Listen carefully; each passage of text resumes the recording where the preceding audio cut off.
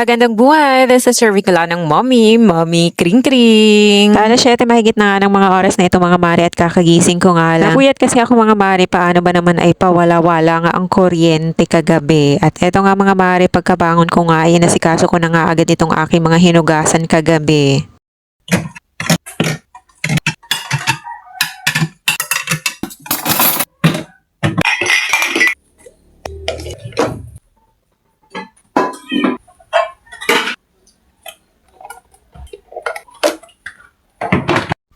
At kung nakikita nyo nga mga mare, mga pusa na yan, isa rin yan sa dahilan kung bakit nakakapuyat kapag kagabi. Dahil sobrang iingay nga yan mga mare. At eto nga mga mare, fast forward na. Pagkatapos nga namin mag-agahan kanina mga mare, ay nag-asikaso na rin nga kami sa paglalaba. At eto na nga't sinasampay ko na nga yaan.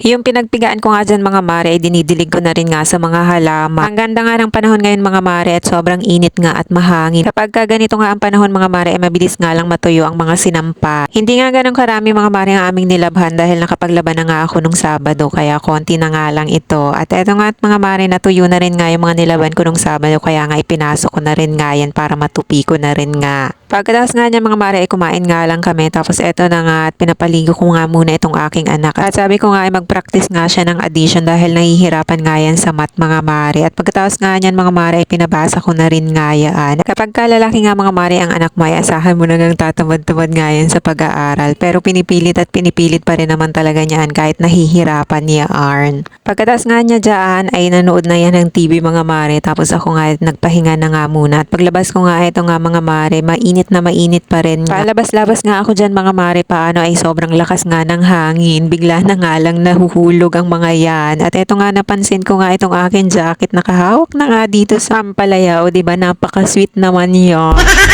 Sana may ka-holding hands. At pagkatapos nga niyan mga mare, naghugas nga lang din ako at sinamsam ko na rin nga yung mga sinampay na yan at pumunta na nga kami dito sa pagupitan dahil sobrang haba na rin nga ng buhok ng aking anak. At pagkatapos nga namin mga maring magpagupit, eto't nagpunta nga kami dito sa dagat. Matagal na rin nga namin plano talagang pumunta dito kaya nga lang ay hindi talaga natutuloy. Kapag ka nagplaplano kasi kami mga mare, bigla na lang umuulan kaya hindi talaga kami natutuloy. Pero ngayon nga mga mare, eto na't natuloy na rin nga sa wakas. At bumili nga lang kami dyan ng makakain mga mare. Ganitong gala nga lang mga mare ang talagang gustong gusto ko. Yung hindi ka nga gagastos ng malaki pero sobrang saya mo naman dahil na-refresh nga ang utak mo. At pagkatapos nga doon mga mare, umuwi na rin nga kami dahil gagabihin na nga. O siya, hanggang dito na nga lang din ang ating chika. Maraming salamat sa pagsama hanggang dulo. So ulitin muli at kung di ka pa nakapalo kay Bicolanong Mommy, baka naman. O siya, bye!